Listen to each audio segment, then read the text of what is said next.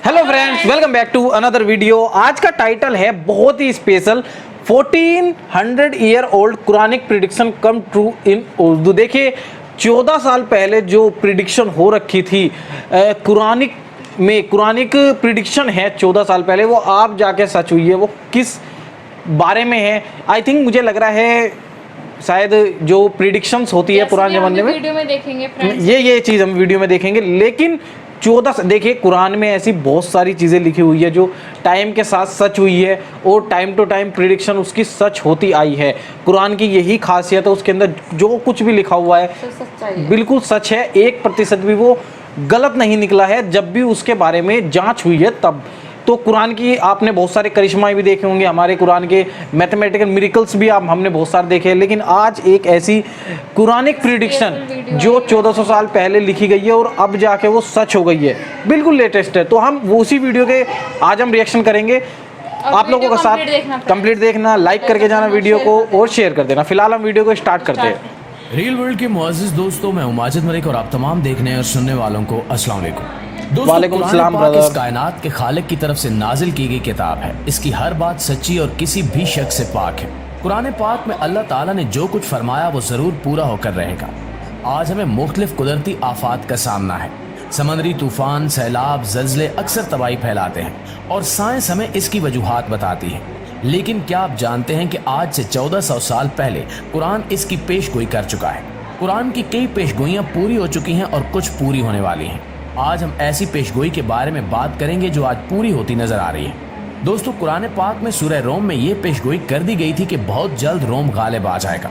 तब रोम और ईरान की जंग हो रही थी और ईरान का पलड़ा भारी था। हालात को देखते हुए ये नामुमकिन सी बात लगती थी कि रोम फतह पाएगा।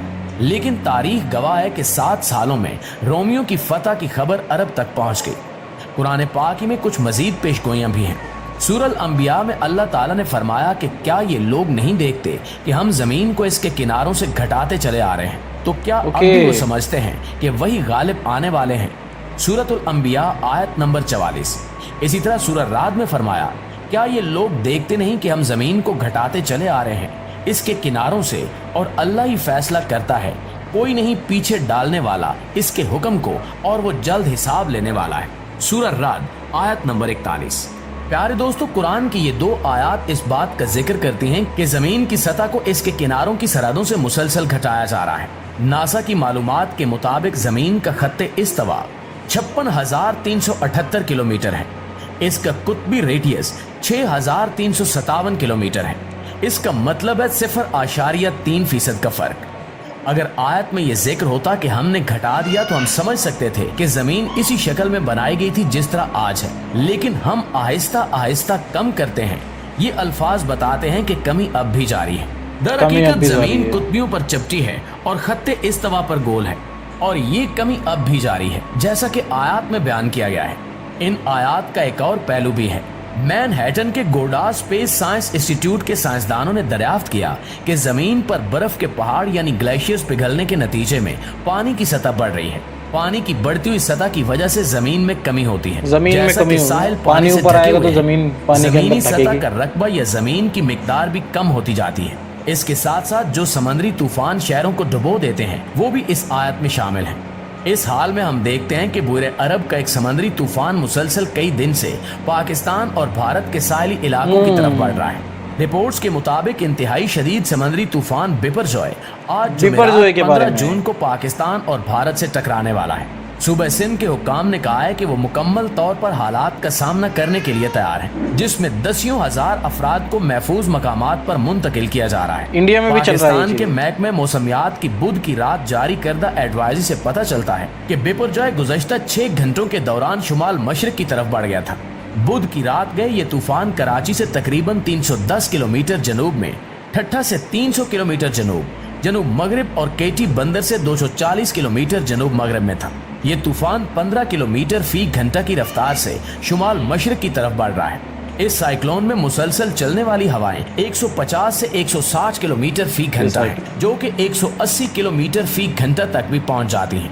समंदरी तूफान बिपरजॉय गुजरात के साहिल से 200 किलोमीटर से भी कम फासले पर है और आज जुमेरात की शाम इसके साहिल से टकराने के साथ शदीद बारिश मुतवक्के है। ہندوستان کے محکمہ موسمیات کے مطابق بیپر جوئے کے جوخند بندرگاہ کے قریب انتہائی شدید طوفانی طوفان کے طور پر لینڈ فال ہونے کی توقع ہے، جس کی ہوا کی زیادہ سے زیادہ رفتار 150 کلومیٹر فی گھنٹہ تک پہنچ جائے گی۔ پاکستان کے محکمہ موسمیات نے کراچی اور سندھ کے دیگر ساحلی علاقوں کے لیے ریڈ الرٹ جاری کر دیا ہے۔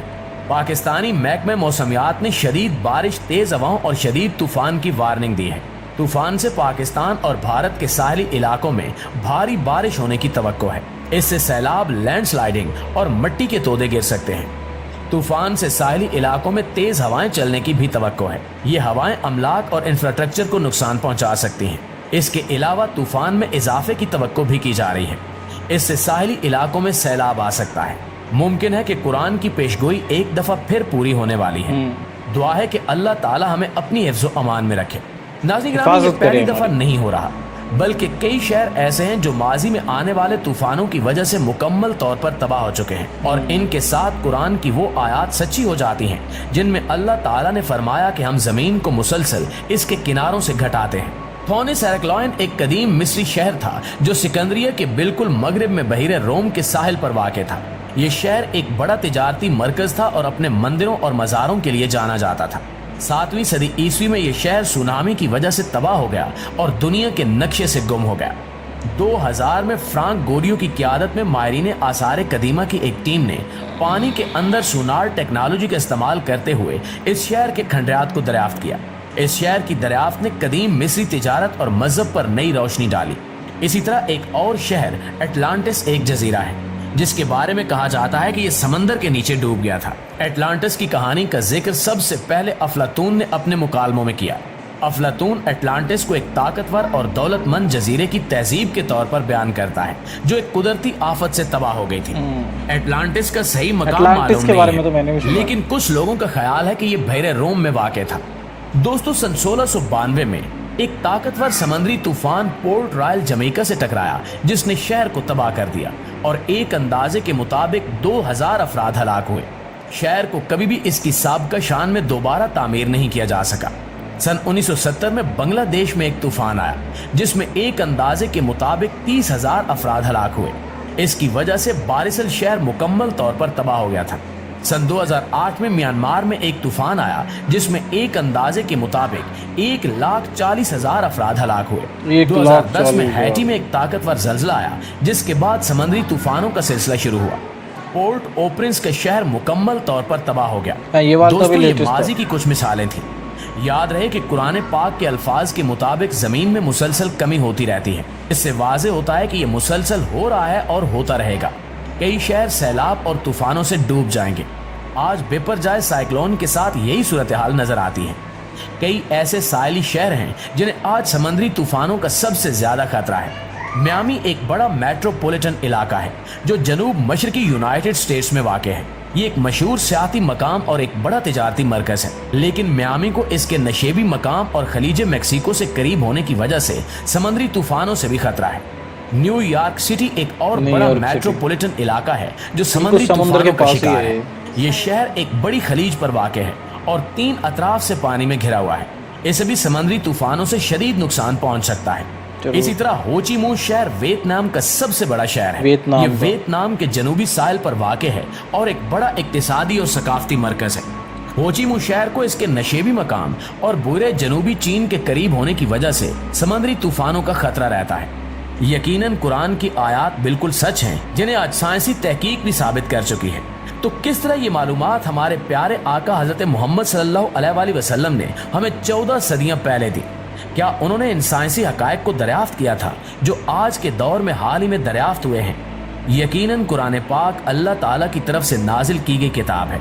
آج جب اسلام پر حملے بڑھتے جا رہے ہیں تو اس صورت میں قرآن کے سائنسی معجزات کی دریافت مومنین کے لیے اللہ کی مدد اور نصرت ہے۔ آخر میں دعا ہے کہ اللہ تعالیٰ ہر انسان کو ایسی قدرتی آفات سے اپنی حفظ و امان میں رکھے، آمین۔ ڈیفینیٹلی ہماری بھی یہی سوچ ہے کہ قدرتی جتنی بھی چیزیں ہیں، دیکھیے یہ کراچی اور गुजरात से होके गुजरा है और अभी तो काफ़ी मतलब 2-3 दिन हो गए राजस्थान में हैं, अभी अभी करंट में ये गुजरात को क्रॉस करके राजस्थान में एंट्री ले ली है इसने। और गुजरात में काफ़ी नुकसान हुआ है, जान माल का इतना नुकसान नहीं हुआ क्योंकि पहले से ही वहाँ से लोगों को हटा दिया गया था, रेड अलर्ट इशू कर दिया था।